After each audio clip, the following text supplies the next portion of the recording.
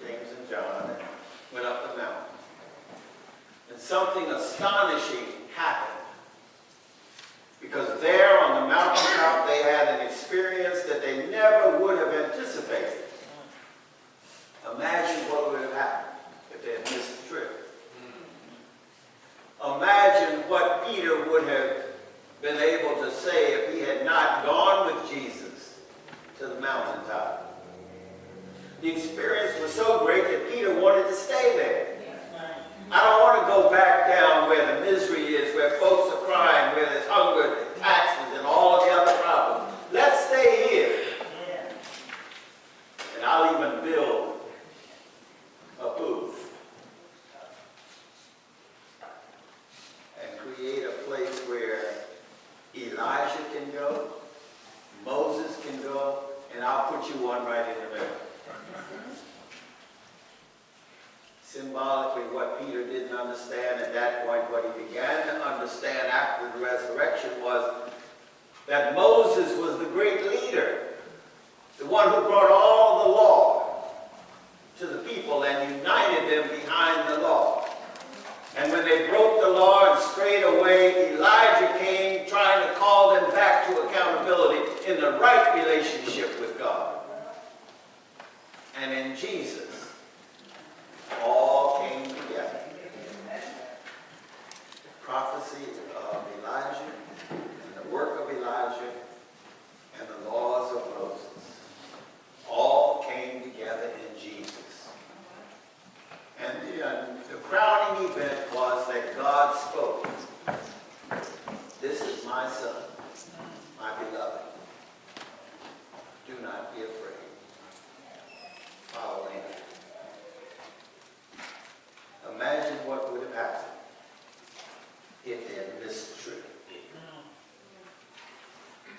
The disciples wanted to stay, but Jesus said, no, we're going to travel back down the mountain. And we're going to do what we now need to do with places where people dwell. We can't stay here where it's so fine, where we enjoy being and we can celebrate. There comes a time when we have to stop, when we have to pause and get away from the joy of being in the place where we feel elevated and close to God. That's part of the message. What Jesus was telling the disciples is it's great to be there, but there comes a time when we have to stop and step aside and go now down the mountain because there's work to be done. See, that's a challenge for us on this trip because, you know, we're all on a trip. We're on a trip as Christians from life to death, following Christ. Where Christ wants us to go. And when we come into this place to give praise and worship and thanksgiving, we're elevated to the mountaintop. You don't think about what's going on out there when you gather in here. Because you can pray, you can sing, you can shout, you can celebrate. Everything out there is left behind. Because you're elevated up, away from it. But then Jesus says, stop a minute now. You can't stay in here. Because there's a world out there that you've got to begin to go back to. So there comes a time when we have to disengage ourselves from the celebration here. When we have to disengage ourselves from the time when we are praying and singing and celebrating in order to get down to the work that Christ calls us to. When Jesus carried the disciples to celebrate and to see all that happened on the mountaintops, it was an eye-opening experience.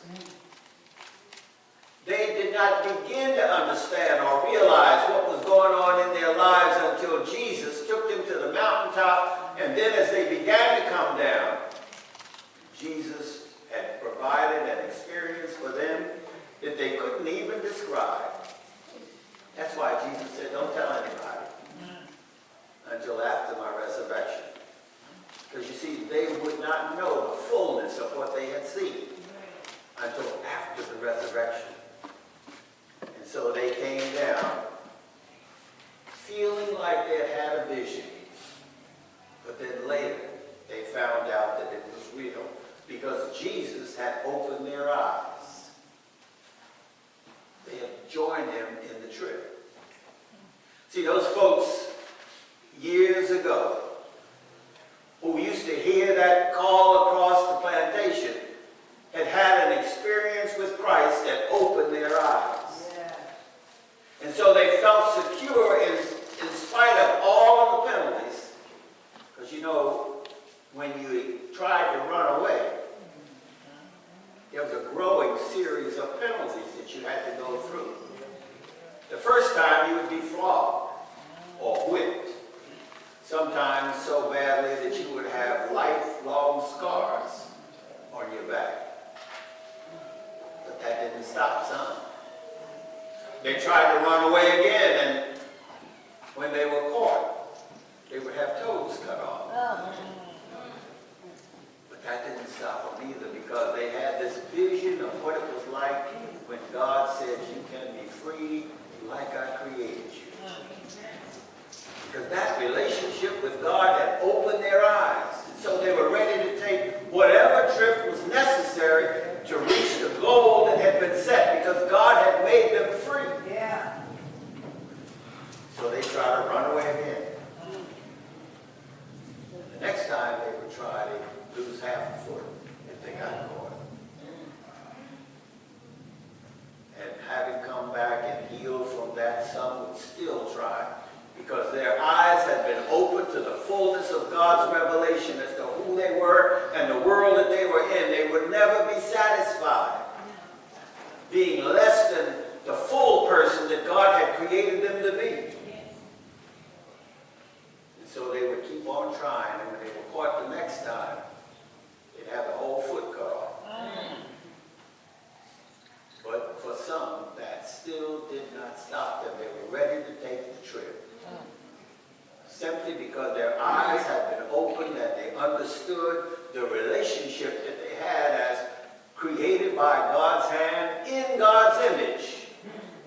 to be bound by no one. And so whatever it took to go back to that state, they were ready to provide. And as they would be caught, they still realized that they were God's child. And that none of the things that happened to them could keep them from ever being God's child. So that in the midst of all that they were confronted with, in the midst of all of the degradation, in the midst of all the pain and the punishment and all the rest, they were still God's child. And had a responsibility, even if they could not escape themselves, to help others to take the trip. To not only celebrate the goodness of God, because even that was prevented by some. And when you go back and look at your history, you'd find that there were all kinds of ways developed that folks could gather in secrecy on the plantation to celebrate God's goodness. You know, some of the oral tradition in South Carolina was of the folks who used to gather in the woods under an old tub.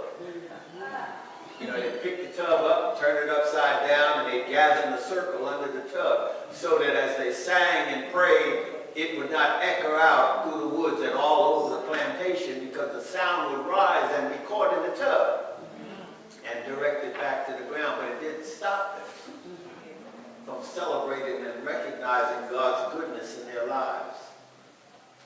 So they used to sing the barrel songs.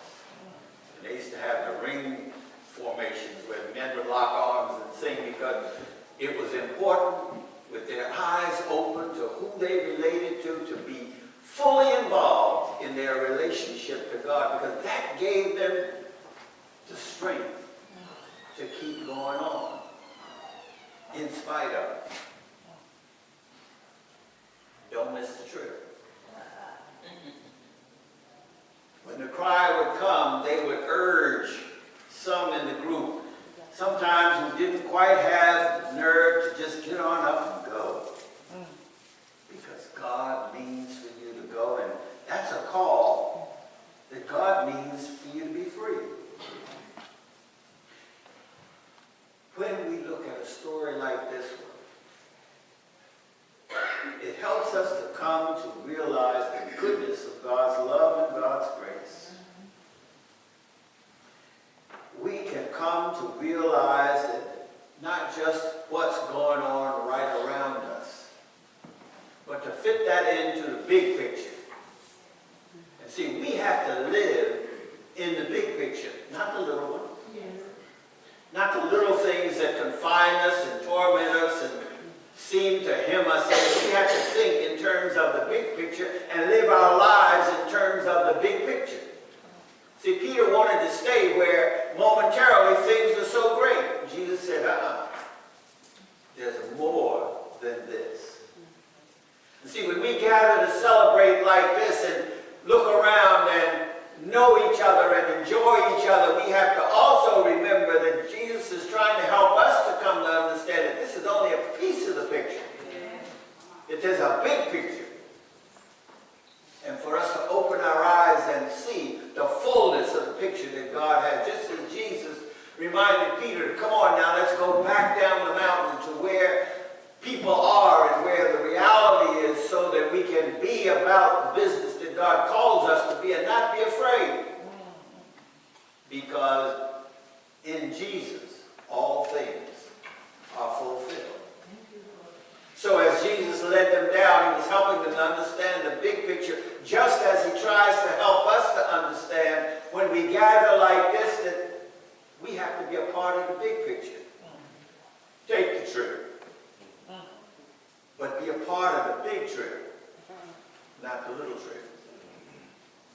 We know we gather like this so that we can enjoy and be encouraged and renewed and energized and remember who we belong to and where our energy and strength comes from.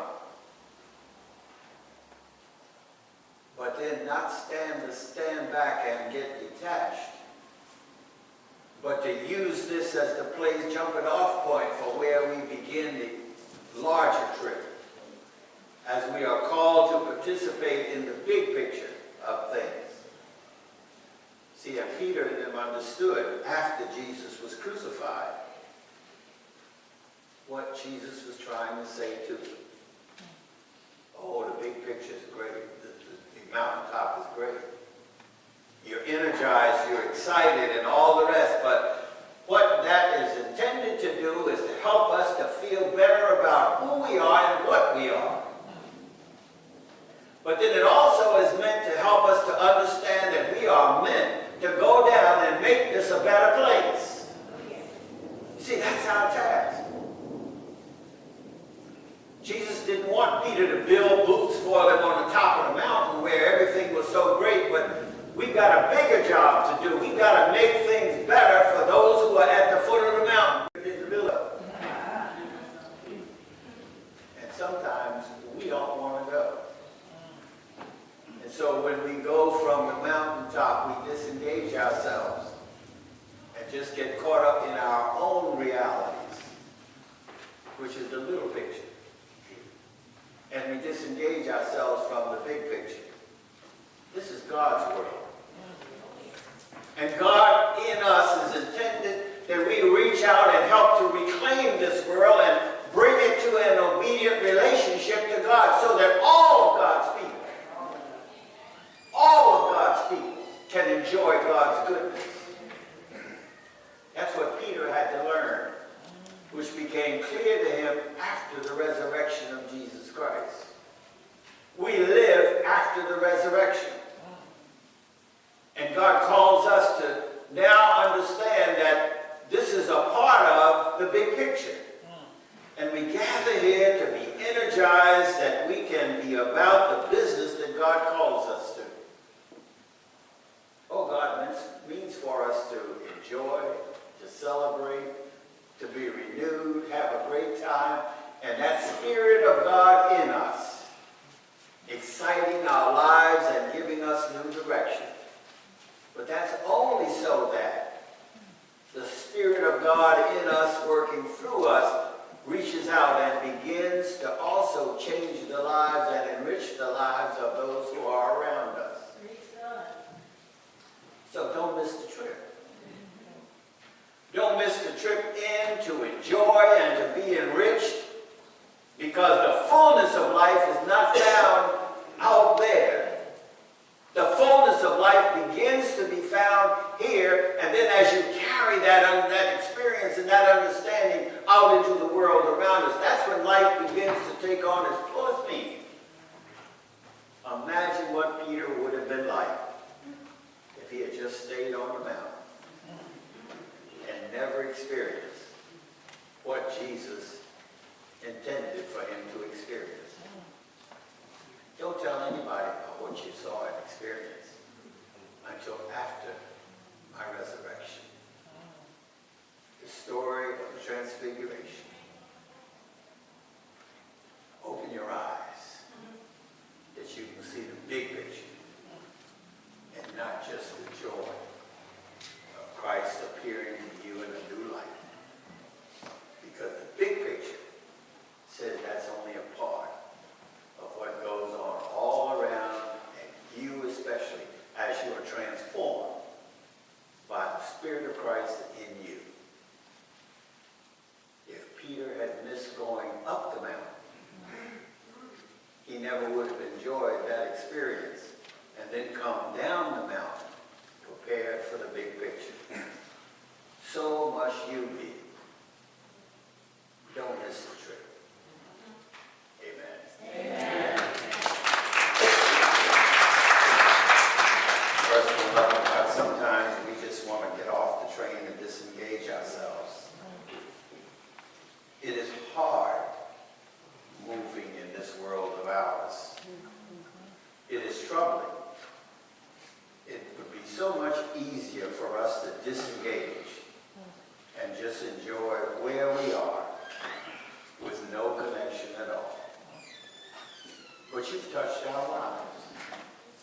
Your Spirit dwells within us, and you've opened our eyes and called us